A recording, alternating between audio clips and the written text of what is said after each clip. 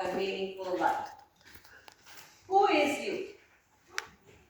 If you look at the definition of youth, it is best understood as a period of transition from the dependence of childhood to the independence of adulthood. From the dependence of childhood to the independence of adulthood. The UN, or the United Nations, for statistical purposes, defines youth as those persons between the ages of 15 and 24 years. I would say youth is one of the best phase of life because you have some independence, you have some choices or some say on what you want to do. Whether it be what sports you want to play, or what college you want to go, or what career you want to choose, or what place you want to work for, etc. When you are small, your parents put you in soccer, or singing, or dancing, or whatever it is. But as you become a youth, you can raise your opinion and say, what is it that you want to do? Of course, just because you want it doesn't mean you will get it, because a lot of it will still depend on what is available in your area and if it is affordable for your parents, etc. Because your parents are the ones who are still paying for a majority of your expenses.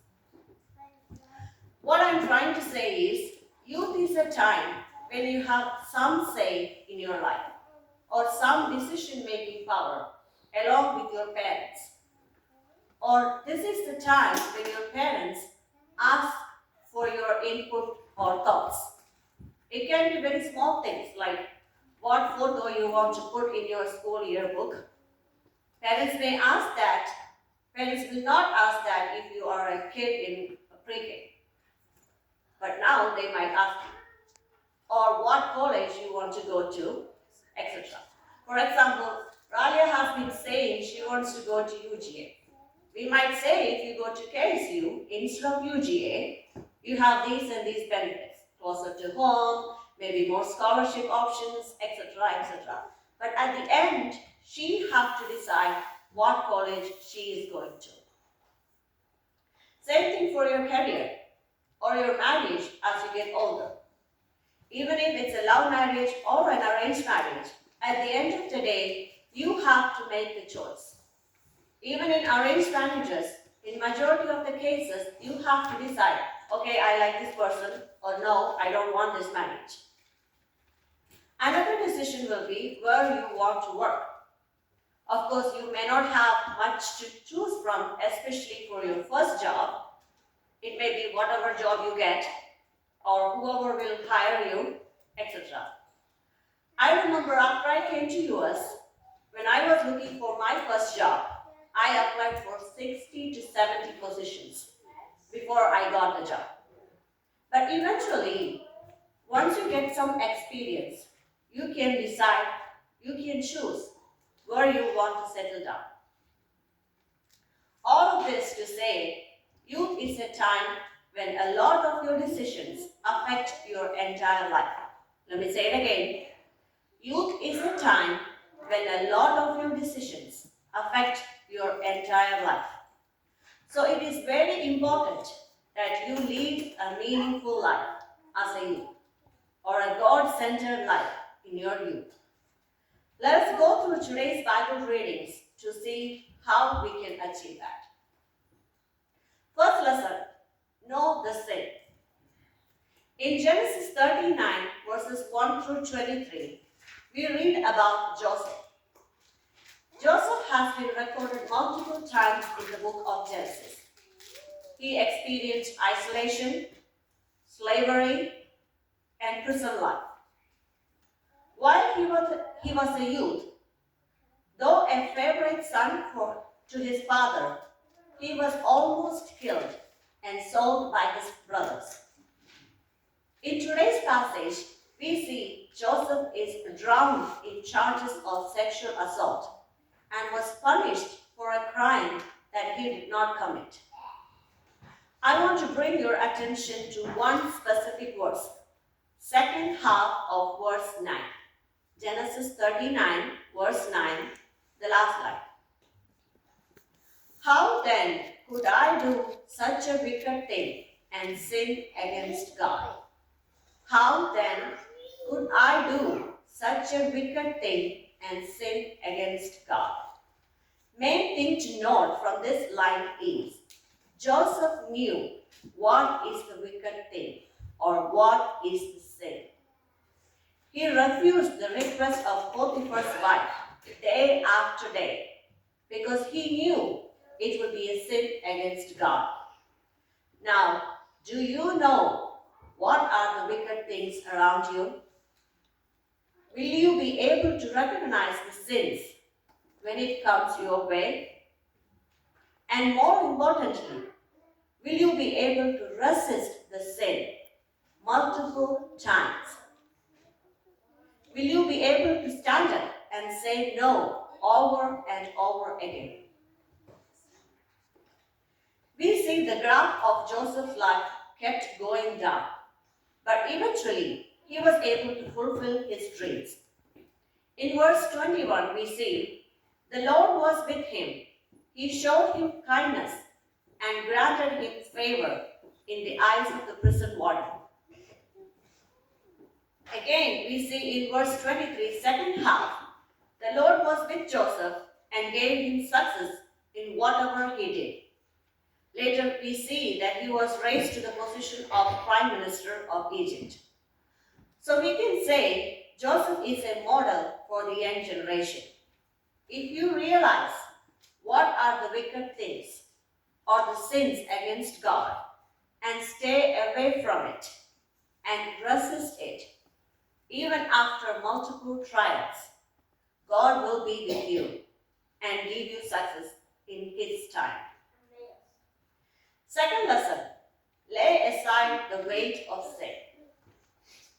Hebrews 12:1 says, let us also lay aside every weight and the sin that clings so closely. Everybody is carrying something. It is implied in this verse, to lay aside every weight. Someone explained it as below. Okay, just imagine with me. Everybody has got an invisible bag. All of you have an invisible bag. Okay, with different sizes of rocks in it. Some of those rocks come from inside of you.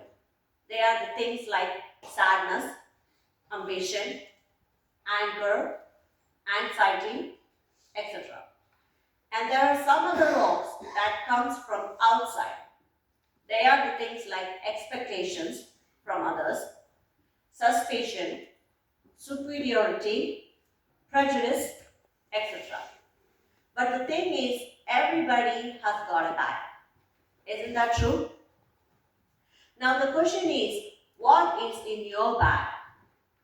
As you think, imagine these invisible things, positive or negative, that you take with you everywhere you go. All these weights can slow you down in your race of life. Now, not all weights are sin, but all sin is a weight. Sometimes bad things happen, but they are not all necessarily sin. Sin is a spiritual disease that has infected all of us. We know we have this disease because we have the symptoms of this disease. The symptoms are the misdeeds that we do, bad actions. And if you keep repeating these deeds, it can become a habit. Verse 1, Hebrews 12 verse 1 reminds us to lay aside these sins.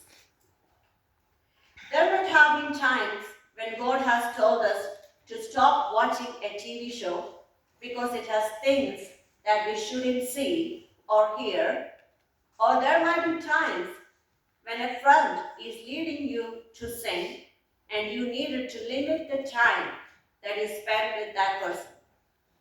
Sometimes we need to lay aside things that are distracting us from the good things that God has for us. It's like a little kid or a small baby at a birthday party. When they get a birthday present, they are interested in the colorful wrapping paper or the cardboard box that comes with the gift. You see them playing with it for a long time. But as a teenager, you have learned to throw away the wrapping paper and to go straight to the presents, right? Part of the process of growing up is to learn that good things are deep inside the boxes and packages. With a little work, you are able to separate the box from the present and throw away the things that you don't need. Life is the same thing. I hope and pray that you can figure out the imaginary weights that you are carrying and try to lay aside those weights so we can run this race of life a little bit more faster, easier, and better. In the Gospel portion, John 1:43 to 51, we see the call to follow Jesus. There's this famous book called The Purpose-Driven Book. The author, Rick Warren, says, without God, life has no purpose. And without purpose, life has no meaning. And without meaning, life has no significance. In today's Gospel reading, we learn about God's purpose, not just for the first disciples, but for us also.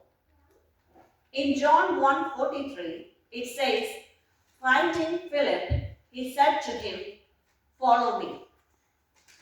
The primary reason God created us is to know him.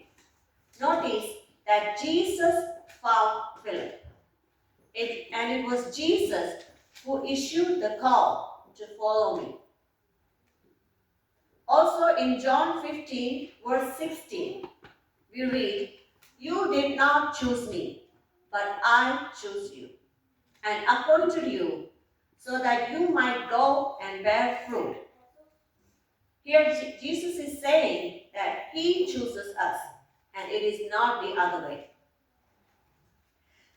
Let me ask you one question. Why are you here this morning?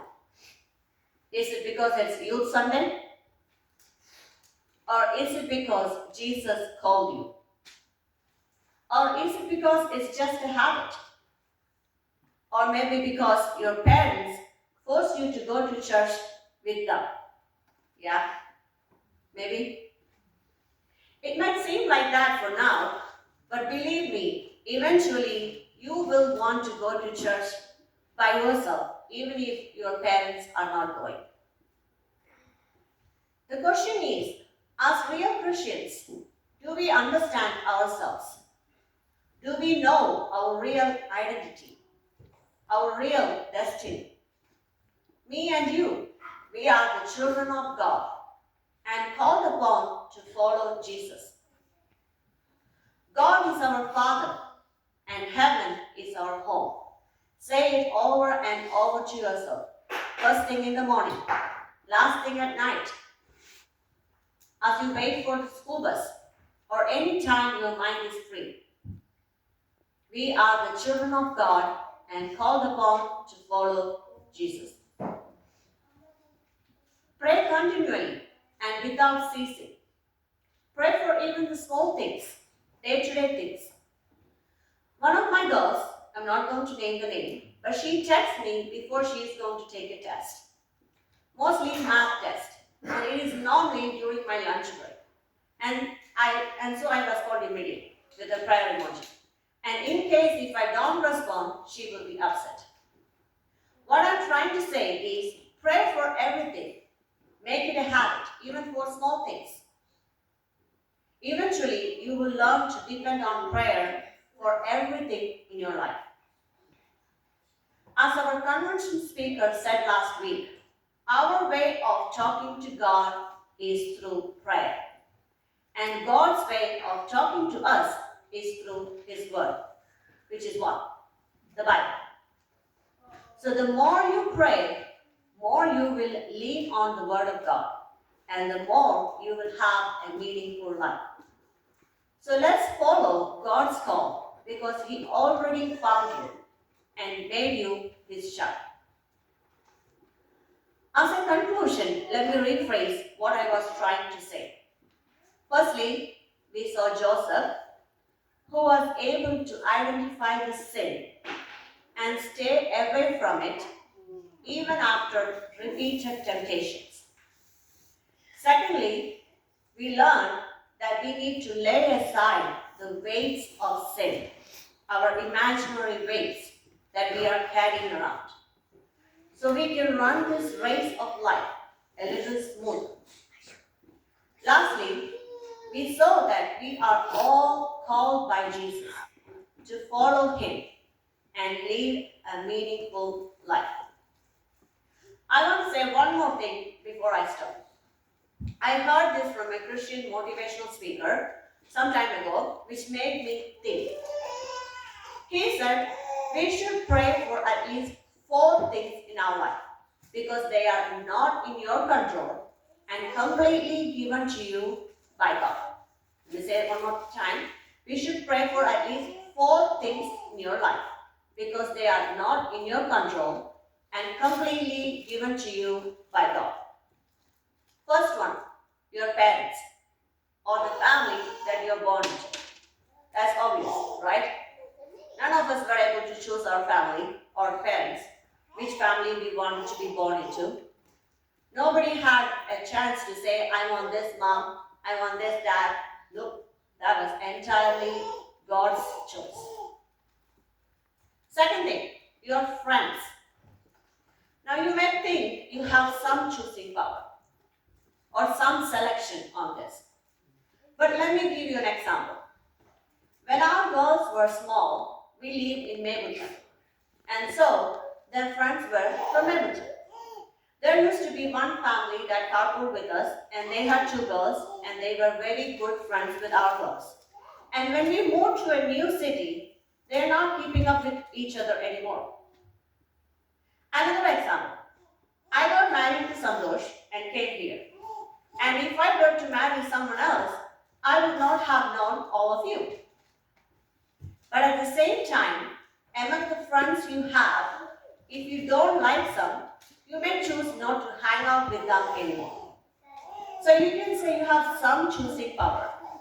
But a lot of it depends on the surroundings, like which school or college you are in, which neighborhood or city you work or live, etc. So third thing, your spouse. One can say that's also debatable, especially nowadays with so advanced technology and the culture of this country of meeting or knowing before marrying. Not just this country, it's happening in India and everywhere. I'm not saying it's a bad thing or a good thing, just trying to prove my point, okay? So think about it. How did you know this person, your spouse? Through some middleman, or through a dating site, or whatever. But who is in control of this middleman giving you options, or making this dating pool available to you? Or who made you run into this person, or be friends with that person? I believe it is all part of His plan. The fourth group of people, your kids or your children, not out there. You can say or dream whatever you want. I want a boy, I want a girl, I want so much hair for my child, this eye color, that eye color, whatever. But at the end of the day, your child is given to you by God, exactly the same way he or she is, entirely up to God. So remember to pray for these 4 set of people, your parents, your friends, your spouse, and your kids. These 4 group of people affect you and changes you a lot and shape your life. I know some of you do not have all these 4 groups, but you can pray for it already. I just thought it was very interesting, so I thought of mentioning it. That's all I have for you. Let's pause and pray.